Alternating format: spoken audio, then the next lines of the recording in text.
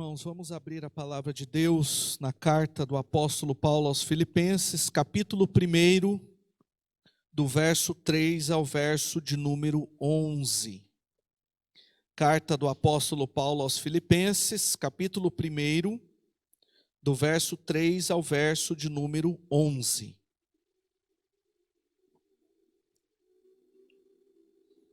Carta do apóstolo Paulo aos Filipenses, capítulo 1, do verso 3 ao verso 11, a palavra de Deus nos diz: Dou graças ao meu Deus por tudo o que recordo de vós, fazendo sempre com alegria súplicas por todos vós, em todas as minhas orações, pela cooperação no Evangelho desde o primeiro dia até agora.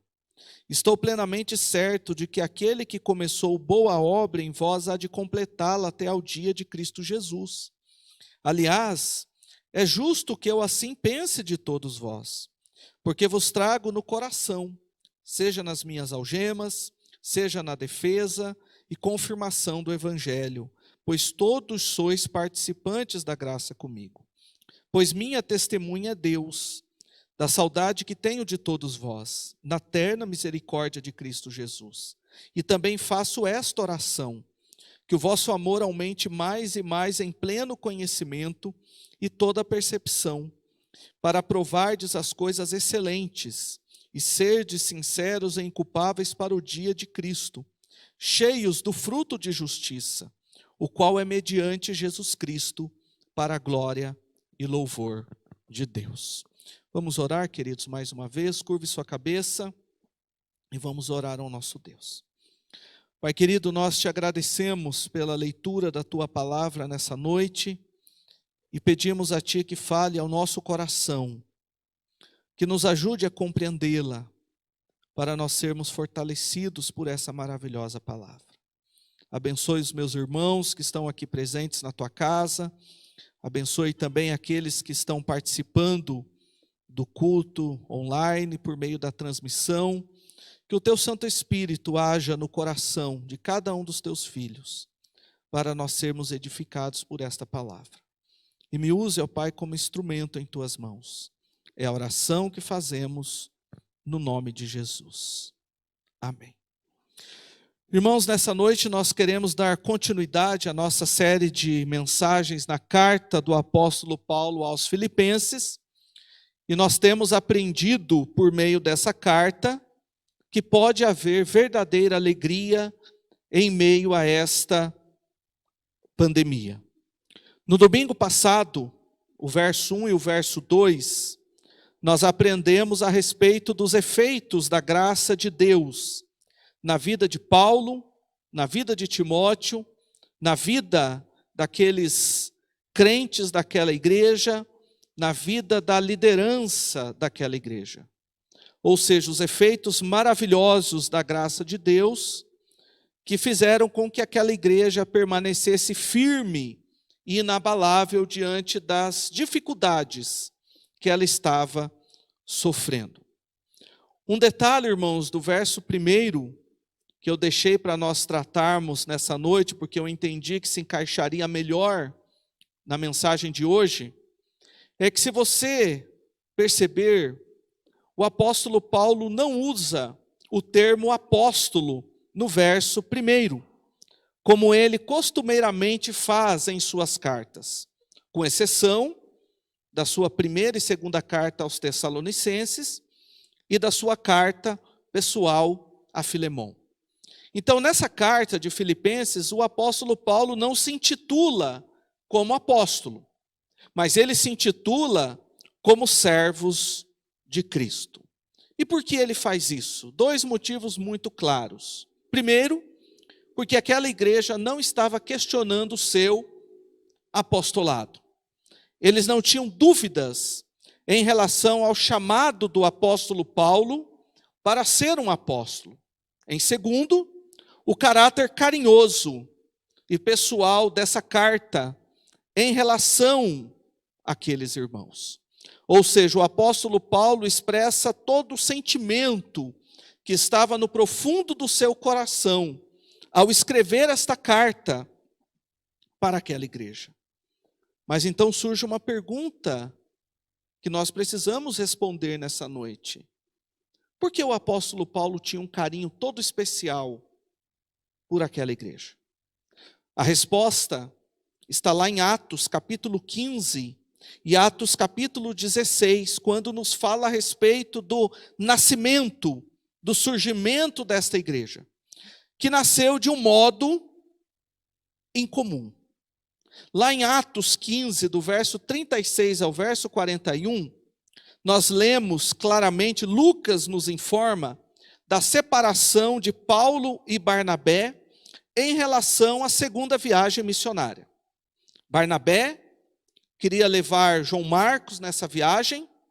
Paulo não queria levar João Marcos, porque em um outro avanço missionário, João Marcos havia abandonado e tinha voltado para Jerusalém.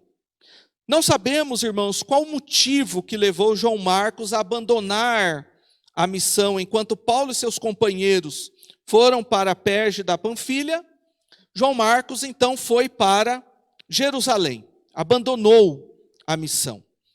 E naquele momento o apóstolo Paulo então estava irado com a atitude de João Marcos e não queria levar João Marcos nessa segunda viagem missionária, onde o objetivo dele era confirmar nas igrejas o que ele já havia pregado, o que ele já havia falado. Porém, Barnabé não abriu mão e abriu-se então duas frentes missionárias. Barnabé e João Marcos e o apóstolo Paulo e Silas, que foram para um outro lugar. Então o apóstolo Paulo, ele foi para a região da Síria, Cilícia, Derbe, Listra e Icônio, onde ele teve o prazer de encontrar Timóteo, aquele servo de Deus, que nós já falamos na nossa primeira mensagem, que começou a acompanhá-los dali em diante. Interessante, irmãos, que o apóstolo Paulo queria pregar o evangelho na Ásia. Mas a palavra de Deus diz que ele foi impedido pelo Espírito Santo. E a ideia dos comentaristas é que o vento não estava conduzindo o barco para o lugar onde eles queriam ir. E eles foram obrigados, então, a ancorar em Troade. Chegando em Troade, irmãos, o apóstolo Paulo teve uma visão de um macedônio pedindo socorro. Então Deus mostrou para o apóstolo Paulo o lugar que eles deveriam pregar o evangelho, que não era na Ásia, mas era na Macedônia. Eles entenderam claramente que o Espírito Santo de Deus os estava movendo para aquele local. Todas as igrejas, irmãos, que o apóstolo Paulo pregou, foram igrejas mediante a direção do Espírito Santo de Deus. Mas em nenhuma igreja ficou tão claro como a igreja de Filipos, onde Deus moveu daquela forma o coração do apóstolo Paulo e dos seus companheiros para pregarem naquele local. E agora, meus queridos, 10 anos já haviam se passado, 1.000 quilômetros de distância entre o apóstolo Paulo e aqueles irmãos, o apóstolo Paulo preso, mas ele ainda demonstra um amor profundo por aqueles irmãos. O apóstolo Paulo ainda demonstra uma comunhão genuína com aqueles irmãos, mesmo estando separados fisicamente daqueles irmãos, por causa da sua prisão e também por causa da distância de onde ele estava daqueles crentes. O apóstolo Paulo entendeu que mesmo separados fisicamente, eles poderiam estar unidos espiritualmente. Irmãos, nós ficamos praticamente 3 meses sem podermos nos reunir publicamente e presencialmente na igreja. Nós estávamos acostumados com a beleza do domingo de manhã, onde nós nos levantávamos animados para vir à escola dominical, para adorar, louvar a Deus, aprender da sua palavra. Os professores trabalhavam incansavelmente durante a semana para prepararem as suas aulas, para ministrar a palavra do nosso Deus. No culto dominical, às 19h30, além de nós adorarmos e louvarmos a Deus com alegria no nosso coração, nós também tínhamos aqueles momentos no salão social, momentos confortadores, com a presença dos irmãos, com aquele lanchinho gostoso, aquele caldo, aquele cafezinho, aquele chazinho, tudo fazendo parte dessa comunhão saudável e tão deliciosa entre irmãos. Durante a semana, mesmo num grupo pequeno, nós tínhamos os nossos estudos bíblicos, nós tínhamos a nossa reunião de oração e o privilégio de estar com os nossos irmãos. No sábado, a UCP trabalhando, a UPA trabalhando, irmãos aqui trabalhando por um bem comum para pregar o evangelho, a palavra de Deus, as nossas crianças, os nossos adolescentes, a SAF se reunindo nas terças-feiras, na casa das nossas irmãs, com o projeto Ana, orando por mim, orando por você, ao PH aos sábados, e ao MP naquela aglomeração santa, aos sábados à noite. E o primeiro domingo do mês? Um domingo tão esperado, domingo de Santa Ceia, onde nós podemos firmar essa comunhão deliciosa com Cristo e com os nossos irmãos. Mas de repente tudo isso foi tirado de nós. Nós nos reunimos num domingo e recebemos a notícia que no próximo domingo nós não poderíamos mais nos reunir como povo de Deus na casa do nosso Deus. E aí eu pergunto para você, foi bom para você? Você sentiu falta dos irmãos? Não poder se reunir foi algo normal para você? Você se satisfez plenamente com as transmissões? E a resposta clara de todo crente genuíno é: não, pastor. O senhor está enganado. Eu senti muita falta dos meus irmãos.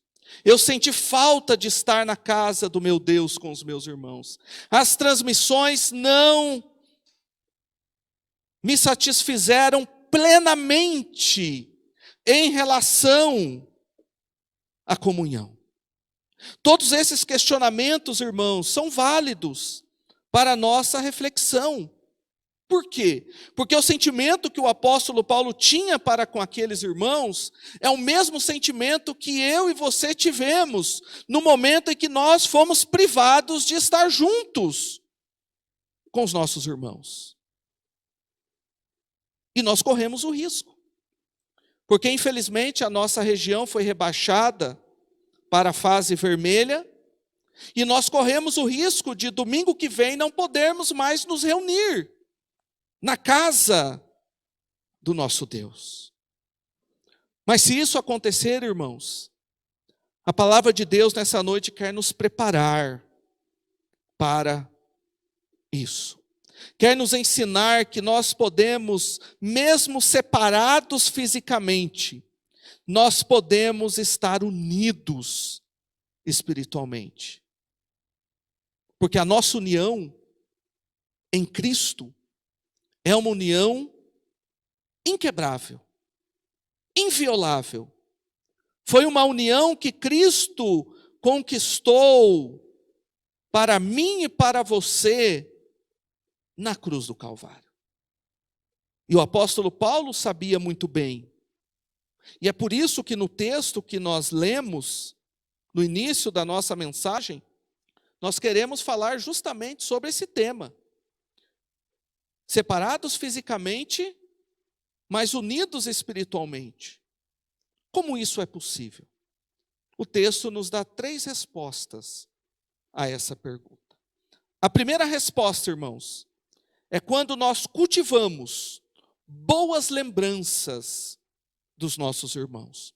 Olha o que o apóstolo Paulo diz lá no verso 3. Dou graças ao meu Deus por tudo que recordo de vós.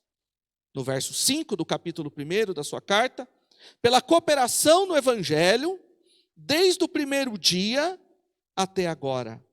E lá no verso 8, o apóstolo Paulo ainda fortalece a sua ideia quando diz: pois minha testemunha é Deus, da saudade que tenho de todos vós, na terna misericórdia de Cristo. Paulo então inicia nessa sessão da sua carta, rendendo graças, agradecendo a Deus pelas recordações que ele possuía daqueles irmãos. Queridos, já haviam se passado 10 anos do último encontro de Paulo com aquela igreja. E mesmo assim Paulo nutria no seu coração boas recordações a respeito daqueles irmãos. Atitudes que aqueles irmãos tiveram para com a vida do apóstolo Paulo que marcaram profundamente o seu coração. E que atitudes foram essas? O apóstolo Paulo responde: pela cooperação daqueles crentes em relação ao evangelho, desde o primeiro dia até agora. Interessante, irmãos, que o apóstolo Paulo diz pela cooperação no evangelho. O apóstolo Paulo não está dizendo pela cooperação para com ele, mas o apóstolo Paulo está dizendo que tudo o que eles fizeram foi por amor ao evangelho. Desde o primeiro dia, desde quando aquela igreja nasceu, até agora. E que cooperação foi essa, irmãos? O fato daquela igreja sustentar o apóstolo Paulo com os poucos bens que ela possuía. O apóstolo Paulo diz que aquela igreja o ajudou quando ele esteve em Tessalônica.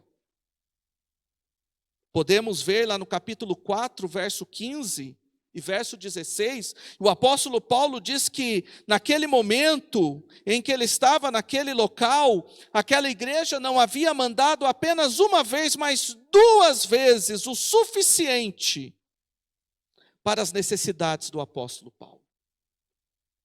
Também, aquela igreja mandou uma oferta para o apóstolo Paulo enquanto ele estava na igreja de Corinto.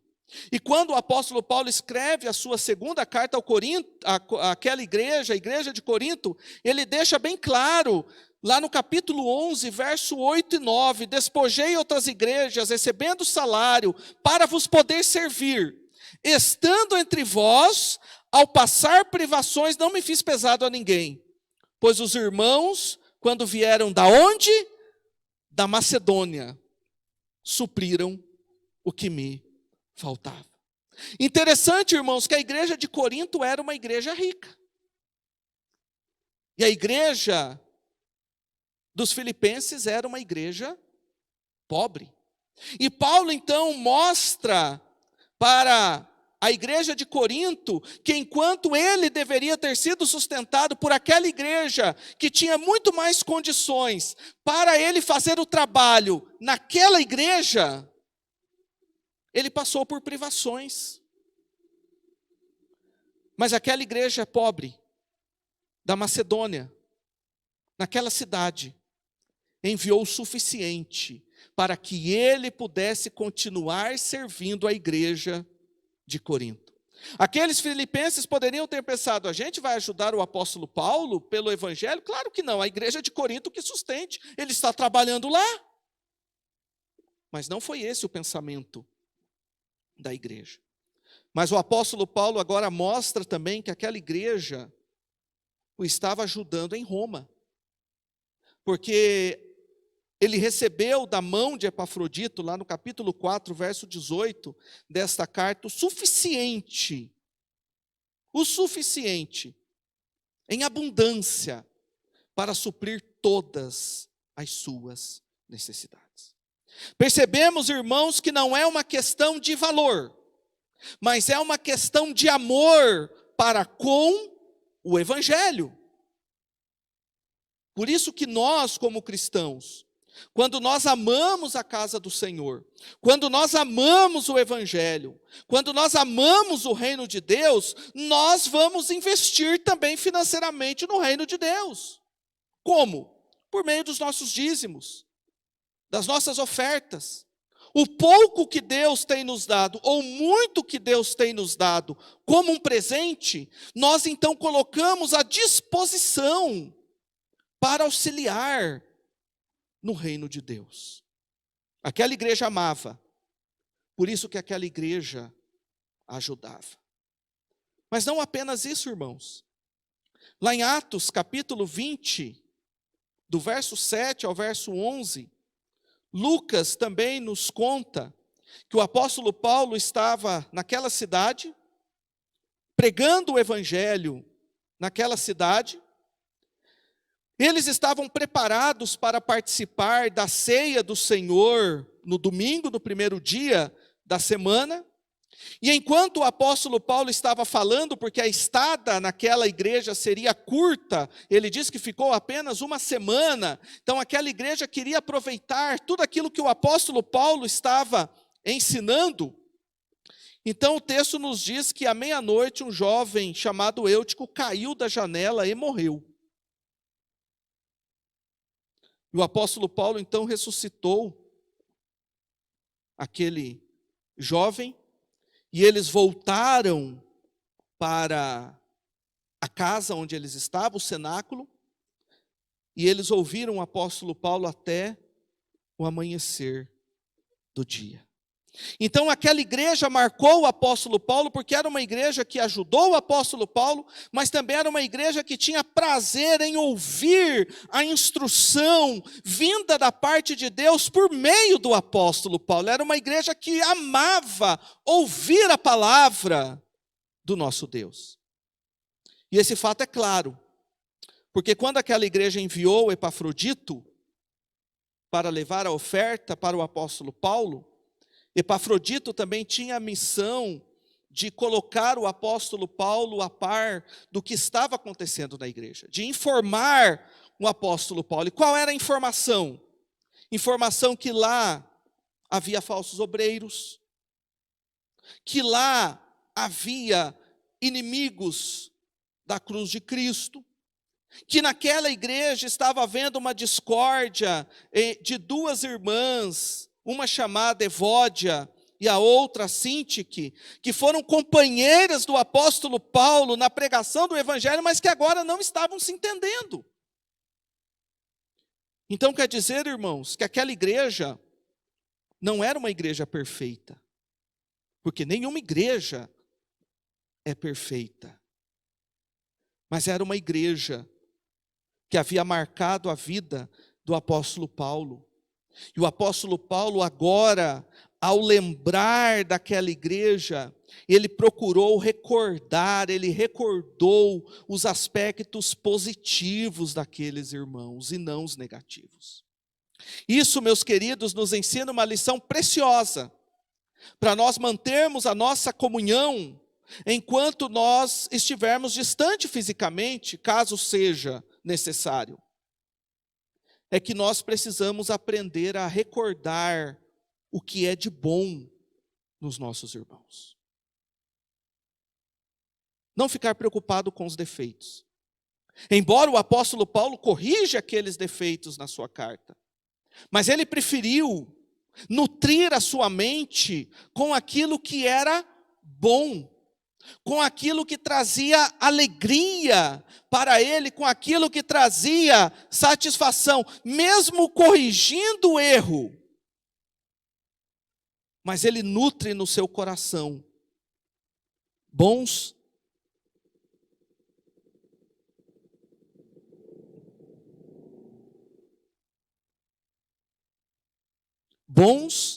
sentimentos em relação àqueles crentes.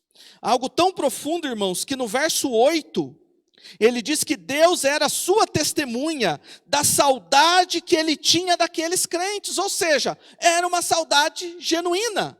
O apóstolo Paulo não estava, irmãos, escrevendo essa carta apenas dessa maneira para agradecer aqueles crentes, dizendo, não, eu vou mandar uma carta agradecendo para eles, porque eles têm me feito tão bem, mas na verdade não é tudo isso. Não. O apóstolo Paulo coloca Deus como sua testemunha, aquele que conhece o coração, para afirmar a saudade que ele tinha daqueles crentes. Mesmo tendo convivido tão pouco tempo com aqueles irmãos, o relacionamento foi marcante para o apóstolo Paulo, a tal ponto dele se recordar, rendendo graças a Deus pela vida daqueles crentes. Irmãos, quando eu e você estamos afastados fisicamente dos nossos irmãos, não apenas por conta da pandemia, mas por conta de qualquer outro motivo, até mesmo durante a semana, qual é o seu pensamento em relação aos seus irmãos?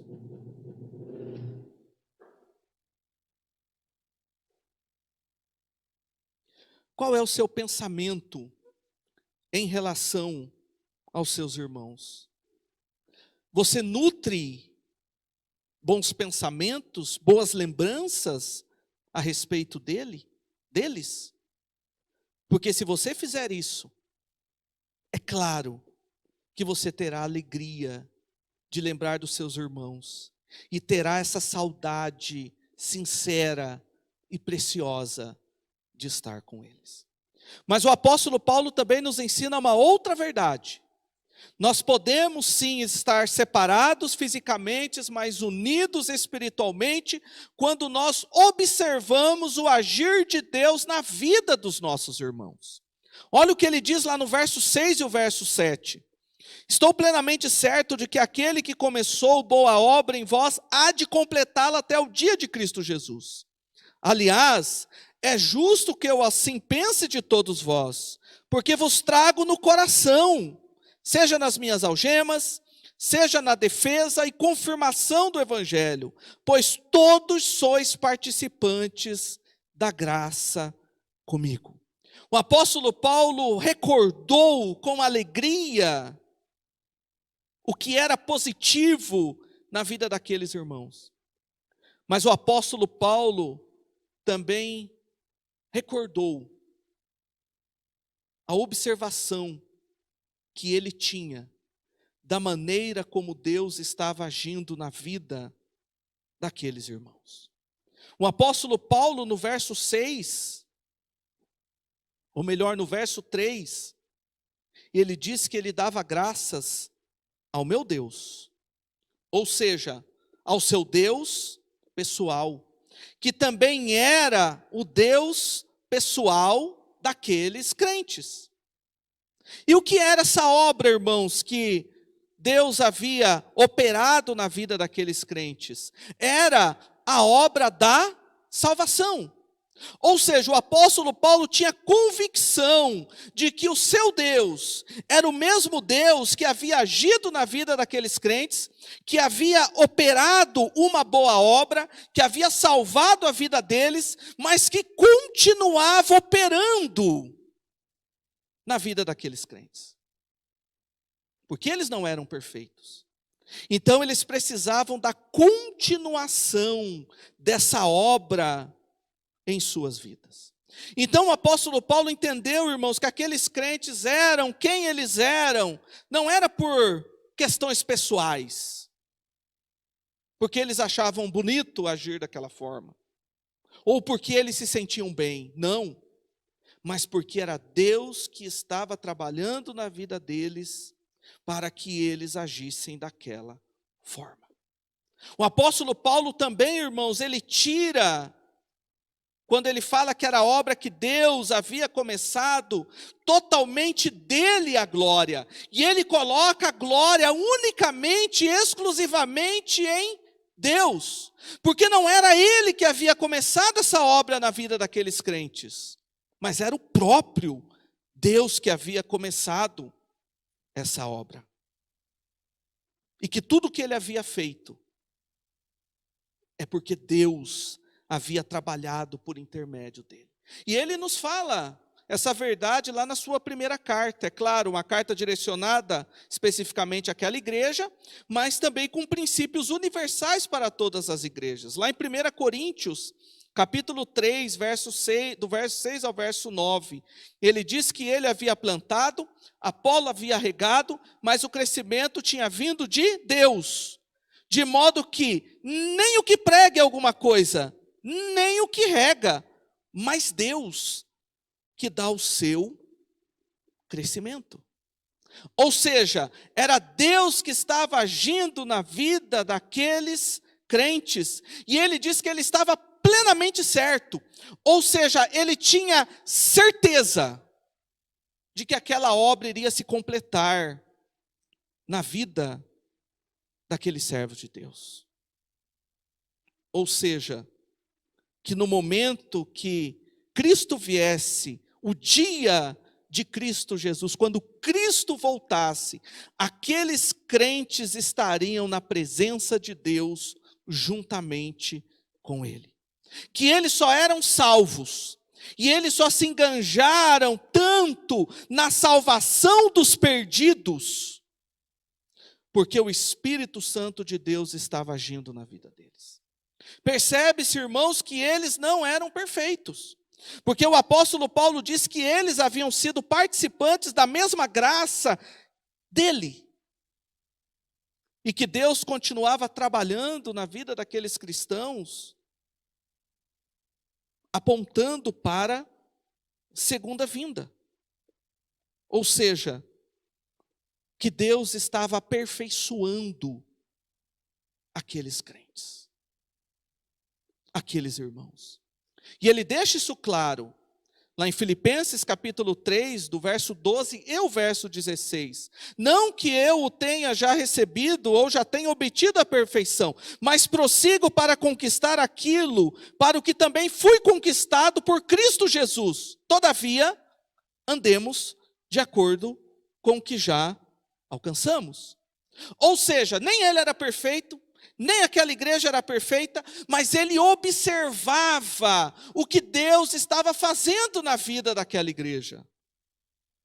Com certeza, ele observou a vida daquele carcereiro rude, que antes de se converter, de ter tido uma experiência com Cristo, ele prendeu o apóstolo Paulo no tronco, mas que após a sua conversão, ele levou o apóstolo Paulo para a sua casa, alimentou o apóstolo Paulo e cuidou das feridas do apóstolo Paulo. Ou seja, houve mudança. E quem fez isso? O próprio Deus. Não fui eu, não foi você, foi o próprio Deus. Por isso, a glória dele. Porque o próprio apóstolo Paulo diz lá na sua carta aos Filipenses, capítulo 2, verso 13. Porque é Deus quem efetua em vós tanto querer como realizar, segundo a sua boa vontade. Por isso o apóstolo Paulo agradece a Deus pela vida daqueles crentes. Porque ele tinha observado o que Deus estava fazendo por eles. Será, meus queridos, que eu e você também temos essas atitudes como do apóstolo Paulo? Será que eu e você conseguimos observar o crescimento espiritual dos nossos irmãos? Ou será que nós estamos atentos apenas para observar o declínio espiritual dos nossos irmãos? Será que nós observamos quando os nossos irmãos crescem no estudo da palavra, na sua vida de oração, quando essas práticas modelam as suas atitudes morais, éticas para com Deus e para com o próximo? Será que nós somos capazes de observar quando um recém-convertido começa a fazer parte da Igreja de Cristo, da Igreja Presbiteriana Betel, e dali um tempo, ele está aqui à frente, fazendo uma devocional, ajudando numa classe de escola dominical, ou ajudando em qualquer outro trabalho? Será que nós conseguimos observar o que Deus está fazendo na vida dele, ou será que nós ficamos com ciúmes? Onde já se viu, o pastor mal chegou e já quer estar lá na frente? Porque o apóstolo Paulo tinha essa capacidade. E ele nos ensina que nós precisamos ser observadores do que Deus está fazendo na vida dos nossos irmãos. Porque dessa forma, mesmo distantes fisicamente, nós estaremos unidos espiritualmente. Mas a palavra de Deus também nos ensina, irmãos, que uma outra atitude que nós devemos ter para estar unidos espiritualmente com os nossos irmãos, além de nutrir boas recordações na nossa mente a respeito dos nossos irmãos, além de observar o agir de Deus na vida dos nossos irmãos, mas é orar pelos nossos irmãos. Lá no verso 4, ele diz que a recordação, no verso 3, fez com que ele orasse, suplicasse por aqueles irmãos. E ele diz fazendo sempre. Ou seja, em todo momento que o apóstolo Paulo ia orar, ele agradecia, ele também suplicava pela vida daqueles irmãos. Por quê? Porque o apóstolo Paulo começou a nutrir bons pensamentos a respeito deles e o que Deus estava fazendo na vida daqueles irmãos. Então, naturalmente, o apóstolo Paulo focou nas boas lembranças, e isso fez com que ele orasse por aqueles irmãos. Mas orasse por obrigação?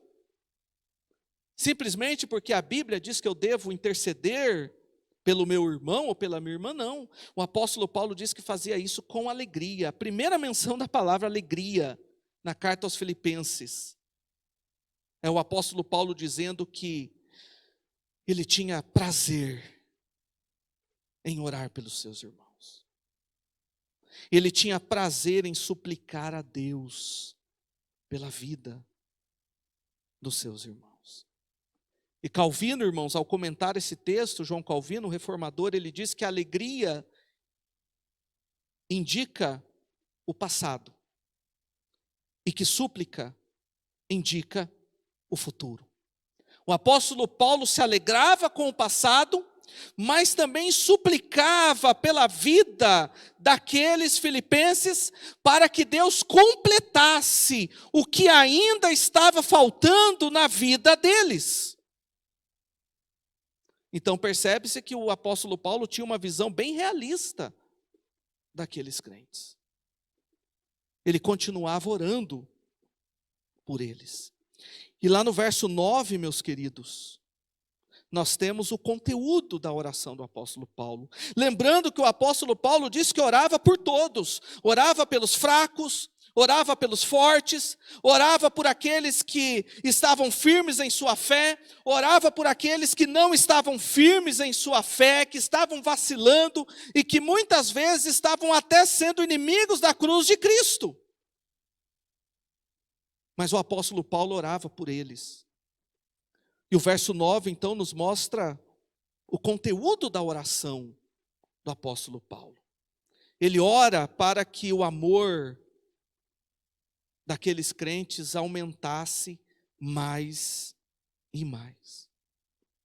Espera aí, irmãos, mas agora eu fiquei meio confuso aqui no texto, desculpem. Porque até onde eu vi, e você também viu, aquela igreja já estava demonstrando um amor. Aquela igreja já era cooperadora do Evangelho. Aquela igreja já tinha prazer em ouvir a palavra de Deus. Aquela igreja já havia sustentado o apóstolo Paulo em outros momentos, mas o apóstolo Paulo ora para que o amor aumente mais e mais. Sim, irmãos, é isso mesmo. Porque no que diz respeito ao amor, ele deve crescer na minha vida e na sua vida, sem limites.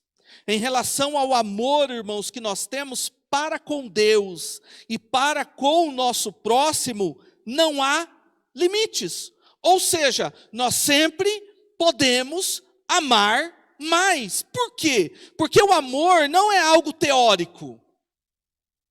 O amor é algo prático, principalmente a palavra que o apóstolo Paulo usou para amor, ágape, nesse texto, no capítulo 9, é um amor colocado em prática, é um sentimento colocado em prática.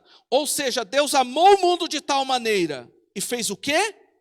Deu o seu Filho unigênito, para que ele morresse, por mim e por você, para que nós vivêssemos a eternidade com o nosso Deus.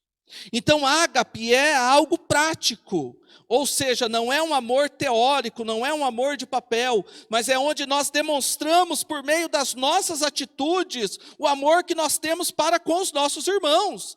Lembrando, queridos, que Jesus disse que nós seríamos conhecidos como seus discípulos se nós tivéssemos amor de uns para com os outros. E lá no sermão escatológico de Jesus, no capítulo 24, verso 12, Jesus diz que no final dos tempos, por causa da multiplicação da iniquidade, o amor de muitos se esfriaria.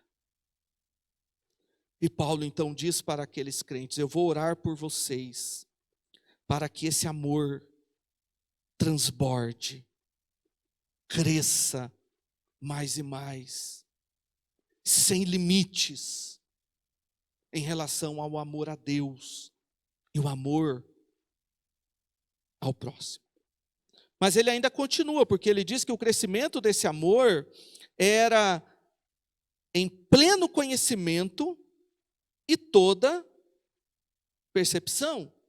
Ou seja, ele diz que essa relação amorosa com os nossos irmãos, como algo prático, deveria ser controlado e dirigido pelo conhecimento e pelo discernimento. Ou seja, ele acrescenta um componente a mais nesse amor,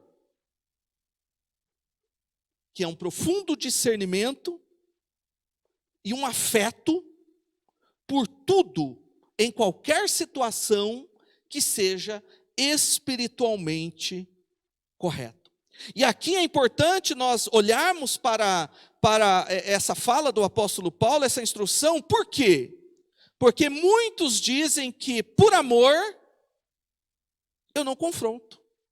Em nome do amor, aceitam algo que está incorreto na igreja. O apóstolo Paulo amava aquela igreja, mas o apóstolo Paulo não deixou de corrigir aquela igreja, porque a correção é uma demonstração de amor. Nós amamos, meus queridos, não com um amor cego, que tira a nossa percepção daquilo que é correto. Não, nós amamos com um amor consciente, com conhecimento, com discernimento, onde nós somos capazes de discernir o que é bom, o que é excelente, o que é de acordo com a vontade de Deus para a minha vida, para a sua vida e para a vida do nosso irmão.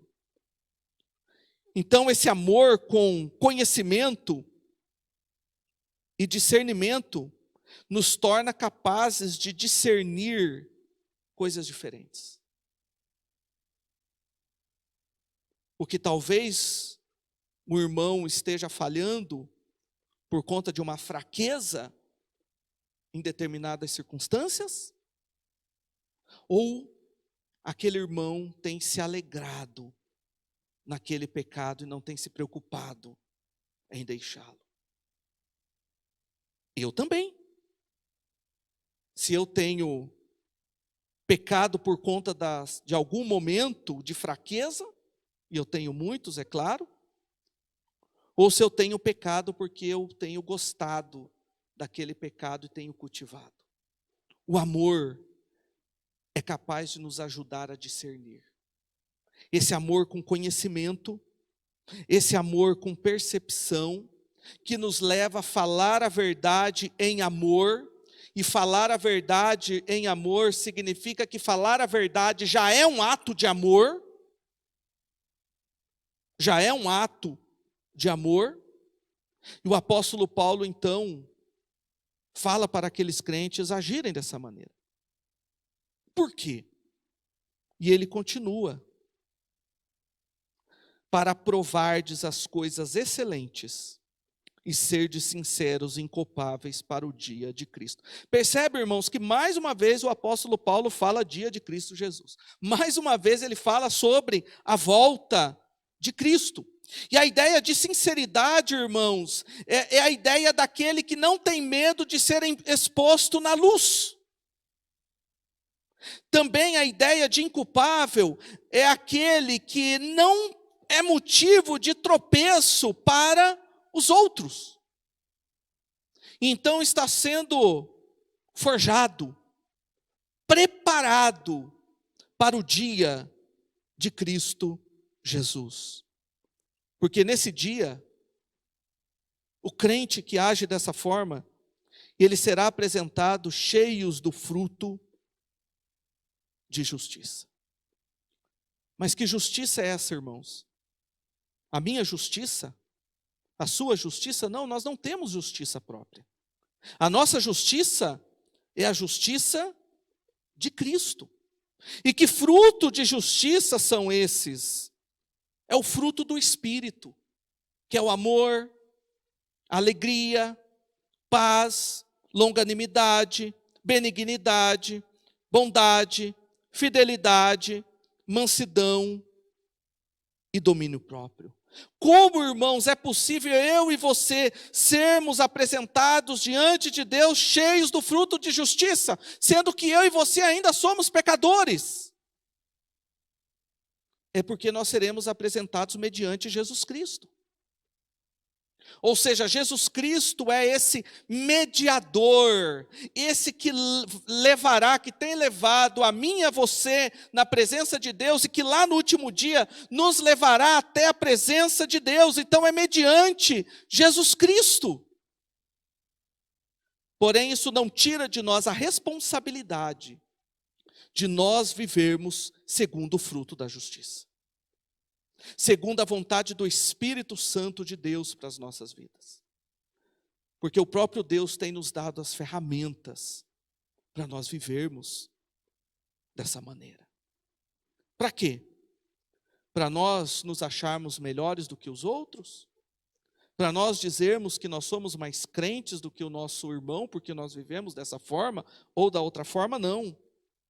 O apóstolo Paulo diz: para a glória de Deus, para a glória e louvor de Deus, porque no último dia a glória e o louvor serão unicamente dedicados a Deus. Por quê? Porque os seus planos para a nossa redenção se cumprirão plenamente.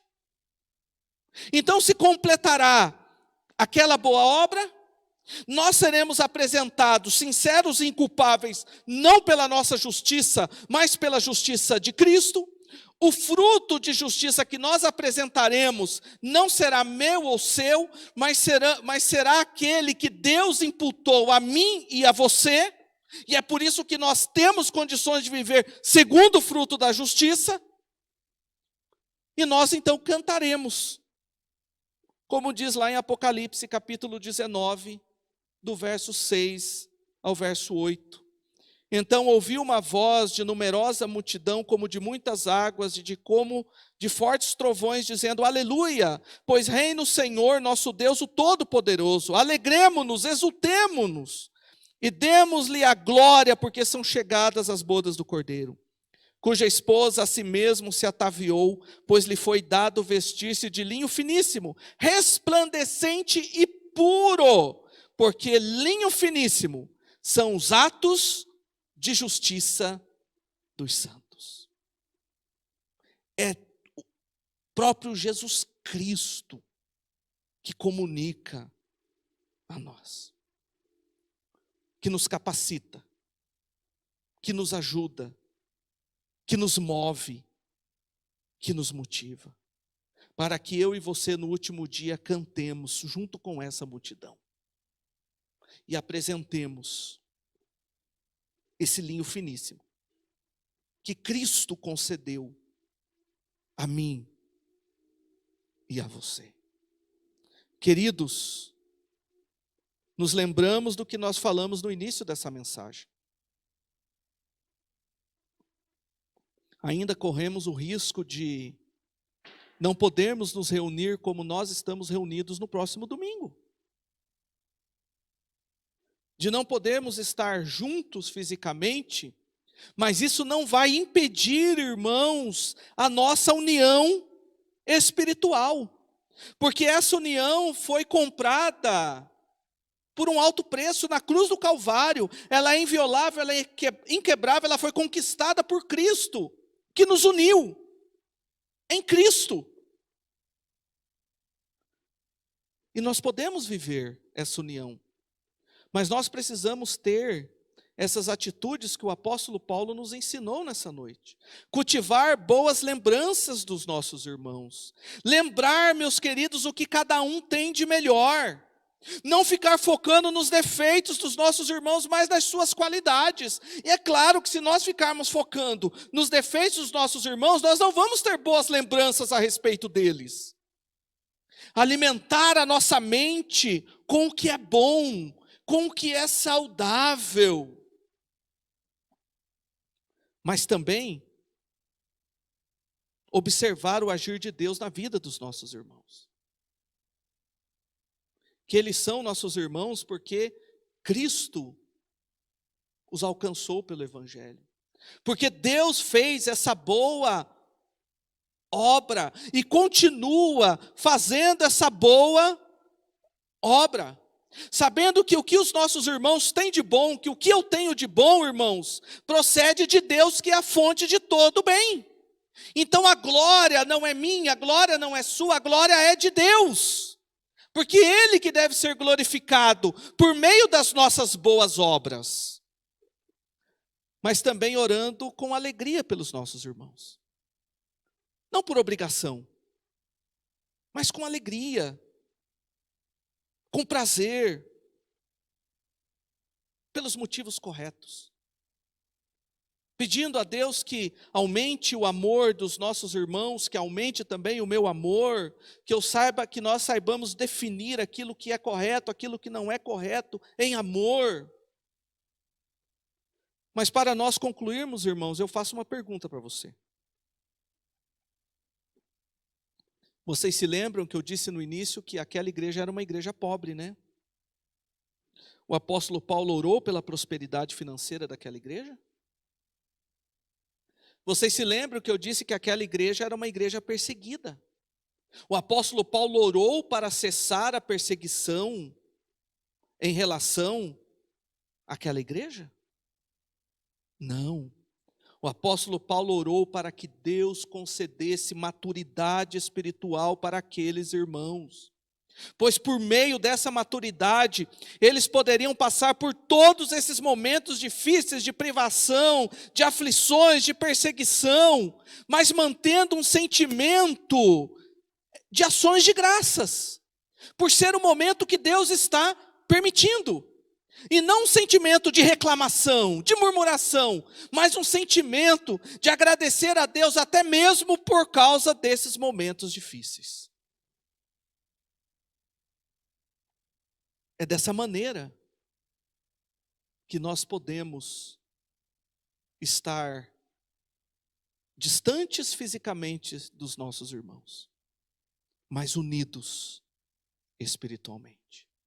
E o meu desejo é que o Espírito Santo de Deus aplique essa palavra na sua vida, na minha vida. E que independente do que venha pela frente, nós estejamos firmes em relação à nossa fé. Parafraseando a Bíblia, é na tempestade que nós vemos a qualidade da casa. É na tempestade que nós vemos se a casa foi construída na areia ou na rocha. Se não vem a tempestade, se não vem o tremor, não há como testar a qualidade da casa. Mas se vem a tempestade, se vem o tremor, então a nossa casa é testada. E o meu desejo é que nós nos encontremos como aqueles irmãos, firmes, inabaláveis e sempre abundantes na obra do Senhor. Amém. Vamos ficar.